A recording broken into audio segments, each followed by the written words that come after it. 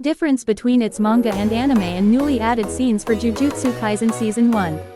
Episode 6 Part 1. The contents of the first page of Chapter 11 are moved to a later point, where they directly led into the rest of Gojo's monologue regarding his dream. Sukuna's response to Yuji when the boy is charging at him on top of the ribs is cut from the anime adaptation.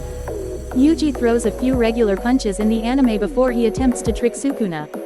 The anime cuts the visual callback to the face Sukuna makes in Chapter 8 when Yuji says he won't let him use his body again. A visual metaphor of what a binding vow is expanded upon in the anime, including a visual of Sukuna being restrained and then crushed by chains. The visual metaphor of the handshake that appears shortly after is also expanded by having chains wrap around the two hands in the anime.